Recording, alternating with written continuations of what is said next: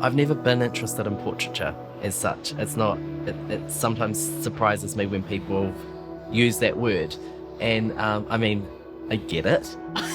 It's like, I get that at the moment these are faces, but it's to work a lot in sort of moving image and some performance work and installation and various other forms that were, but always with the body. Like, it's sort of, everything has always sort of centered around the body. I've always been really interested in the politics of the body, and it just feels like, for me, that sort of site is the place where all the stories get told, and we kind of rub up against the world in all of these different ways. I guess a lot of that earlier work was more sort of explicitly political in terms of thinking about power, and as time has gone on, that element still feels really, I guess I still feel like I'm thinking about a lot of the same things, but the materials have started to tell their own story more. So I kind of think of paint as a body itself, you know. The material feels very fleshy to me. It feels very like these kind of, literally it's like these skins that you're carving into the surface. Or the work that I was doing previously, the really kind of thick, completely impasto paintwork, where it felt like, you know, some of it was like 5 centimeters thick, sort of slumping off like loose skin off the canvas. Very, very bodily work. Where I've been kind of going to with this new work feels more like a type of almost scarring or clawing, or it's a different kind of way of finding my way into that surface. It just feels like a portal, I guess. It's like it's a carrier, you know. I think for a long time I've not even been interested in what the painting is of in that sense. It's like, what are the marks doing to us? How do they take us through into that other space, you know, that so I guess one of the issues I kind of work with a lot in my practice is thinking around ideas of embodiment and liminality, and that very kind of in-betweenness. I guess I think of sort of the abstracting as the liminal kind of aspects of the part that are, you know, a lot of the breaking down. I guess use paint in a way that kind of mimics or recalls or remembers our experiences, our physical experiences of breaking down. So, you know, all the different ways that we change and reform, you know. So when we're grieving, we talk about, you know, falling apart with grief, and it's literally like bodies fall, you know, we're falling apart. And so at the moment with a lot of the mark making, I'm kind of looking at trying to work out how to let the marks tell the story of what's happening kind of emotionally.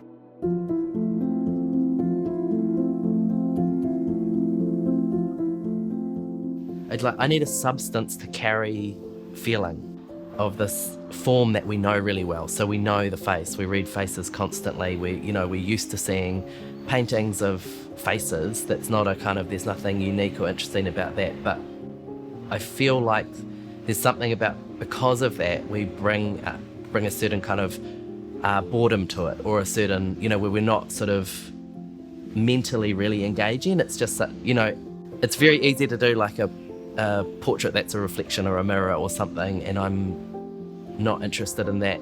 People do that and they do it amazingly, and it's this beautiful thing, but I'm not trying to find a likeness to someone. I'm not trying to bring something of them through. It's just really like a scaffolding to start looking for feeling, you know.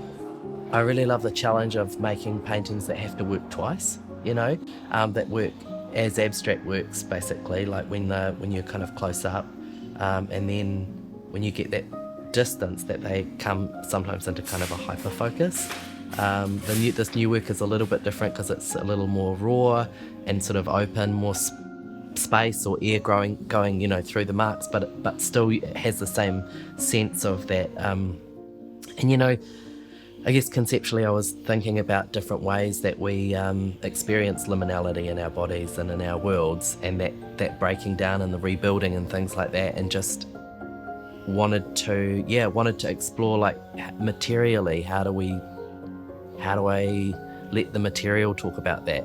You know, I'm in the world generally, I'm interested in, I guess, thresholds, or those places where, for me, kind of, you know, moments of transformation or shifting. It always happens where the world gets slippery, like there's a lot of kind of the fixed, we know this is like this, and all these different elements, past, future, male, female, whatever the different elements are, there's these kind of fixed places. And my experience of the world has not really been like that. It's been that where things feel like there's energy or life, it's actually in those kind of terrifying, amazing places in between. And looking for that in the paintings as well, looking for that that potency, like it feels like that's, for me, that's where the kind of magic of the universe is,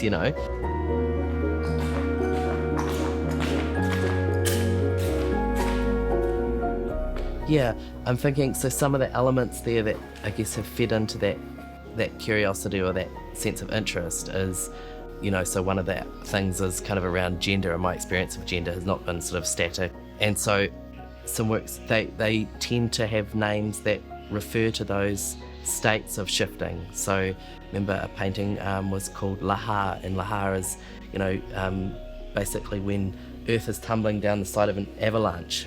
There was a painting I made which I really loved called Selkie, and that was sort of, Selkie's the stories of the shapeshifter and the Celtic traditions. I guess there's a thing around trans stuff, for example, that like idea that it's a very contemporary thing, that being transgender or gender diverse is this kind of new thing, and all of the kind of baggage that goes with that. And I think for me, a lot of that, the work that I've been doing is to try and I'm just so not interested in that conversation. What I am interested in is like the kind of ancientness of shape-shifting and of changing form, and of these kind of qualities that are so important to all of us in these different ways. And I do feel like those of us who are trans or gender diverse have got a particular quality of understanding around that, because we've had to kind of physically go through the world in these ways, which means that everything, you bump up against the edges and you find this incredible space which is in the middle, which is what I find creatively really potent in that space, is that it feels like that's where potential is, so it feels like the liminality, the kind of in-betweenness is not this thing that you need to apologize for and move on and quickly get to the stable place, so the world is comfortable with you. It's like, well, what is this place? What's this magic here? And technically, with painting, I try and stay in that place, and because I feel like that's where these stories kind of sneak through that can't otherwise, if you get too much clarity, they won't come. Start, with you guys. The world in here is very practical, very not mystical, very not, like all of these kind of things, these things you really want your creative work to do, or spaces you want them to open up. And here, totally, it has these moments in here where it's totally otherworldly and amazing, but probably 95% is just like labor. How I work is quite, it's a bit of a kind of marathon type process, and I think I've invented these various sort of tricks for myself to force myself into the place where I can make my best work, which is, so for example, I used to work in these really kind of almost Renaissance era ways of painting, so building up really thin layers of oil over, a painting would take me probably 5 months to make, with 40 layers, and looking at the sort of translucency of skin, and starting painting with the bones, and then the kind of flesh and meat and veins and skin, and then the light on the skin, those kind of, and I nerded out beyond belief at all of that. Like I love that kind of way of working. But so this way of working now is kind of like the opposite to that, in the sense that I've got a basically 3-day period for the paint before it gets too tacky and I can't keep moving it. And so also mark making is hugely important. So I feel like so much of how we read a painting is, it's to do with the kind of the energy that the marks hold. and you watch people, if you see someone, I love watching people in galleries because they walk up to, if you see this beautiful little, delicately drawn or etched, someone goes to see an etching and they almost creep up to them, they walk up like this and they're looking their body language is all like this, and they, we're really in communion or in conversation with mark making. It's such a strong language that we not only understand, but we kind of speak physically, and then you watch someone walk towards a really big gestural painting and they move differently, their bodies start kind of echoing these marks. And so I was sort of thinking a lot about that and about the kind of choreography of that relationship, or being in relation with mark making and painting. And I remember coming home from a show quite a few years ago and bringing some works home, and they were really, as images, they were doing what I wanted them to do. But when you physically pick them up as objects, they looked not that different to how they look on screen. They sort of were. And I just kind of thought, it's such a rare thing to be making objects, to be making these kind of really sculptural, physical bodies, or I knew that they had to be activated. I knew that they had to kind of, I'm working with the body, which is the ultimate sort of three-dimensional experience. So I was like, it wasn't satisfying that they were that two-dimensional, and I knew I wanted to sort of literally push them out into real space. And I was trying to think about how to do this, and I got all very cerebral, and I was trying all these things that wasn't working. Then had a bit of a tanty in the studio. Wasn't my finest hour, and ended up just being like, fuck it, threw this paint at this thing, and went away to get a little bit of a breather. And then I came back and I looked at that painting, I was like, hang on, what's going on there? And then I put it on the wall, and then I was like, ooh, and I just was like a little animal with it, and just used my hands and just grabbed the stuff that was on the palette, and I just started smearing this painting.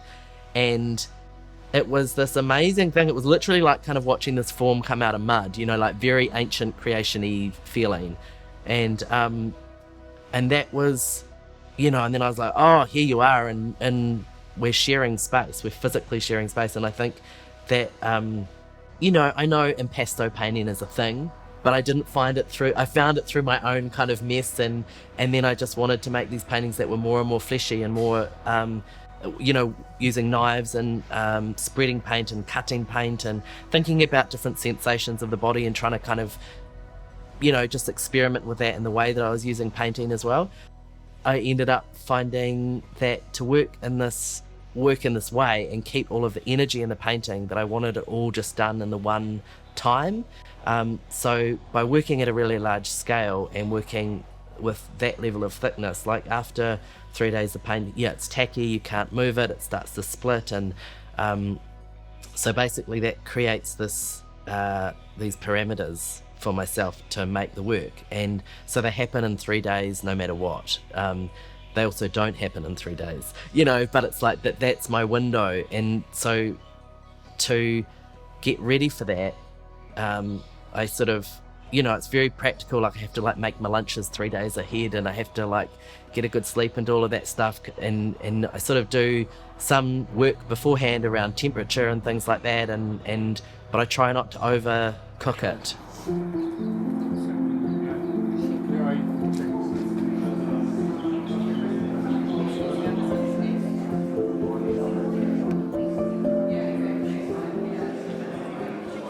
Yeah, this work here is for the show that's opening on June 14th at White Space. It's also, I think it's part of this new way of working, as part of a new body of work I've been developing, or has been developing me, whatever. I feel very not in control of it a lot of the time, but also working towards I've got a solo at Te Manawa next year, which is really exciting. It's a chance to work in a really huge space, so getting to think a lot more about scale and possibilities there. But where I'm at the moment is I'm just sort of I've probably got one more week of painting to go. I feel like I'm just still so in the work, which is tricky because it's always at this point, I feel like, in 6 months I'll be really able to say what's going on in the work. But right now I'm just in that really messy in it phase. I know that there's a lot of stuff changing. I know that the work is looking, it's probably the biggest visual shift in my practice in maybe the last kind of 6 years, which, in part is just, working with the raw linen, looking for marks that are a lot more open, leaving a lot more breathing space, which, technically feels like it maybe looks like less, but it's, the challenge is it feels like I'm trying to make these paintings through the top of a needle, it's like I've only got these much more limited amount of vocabulary or marks, and to try and get that same depth of feeling, or in fact more feeling. Next week I'll talk to the paintings about what their names are. That's sort of how that happens, and then they tend to tell me in a strange way, like it's sort of just get a strong sense of what its name is, and it's so surprising to me. Like, I love that because it's so surprising. It's like often, oh wow, and it brings this whole layer. There's a new show, and it's feeling really raw and feeling really exciting, and I feel kind of terrified and really excited to share it. It feels raw in so many ways, but I feel like that's what I'm wanting. That's when the work that I feel excited about seeing is the work that I'm trying to make, So art in general is important to me because it's not rational, and I'm so grateful, so deeply grateful for the irrational. The minute, if anything had to be answerable to what is kind of rational, then just all of the yummy art would not ever get made, because it's not that. It's a different, I don't know, it's a different world, and it's for me, that's the point of life. It's kind of like the place where I get to feel myself expand, and it's and I guess that comes back to the rational, unrational, I love that.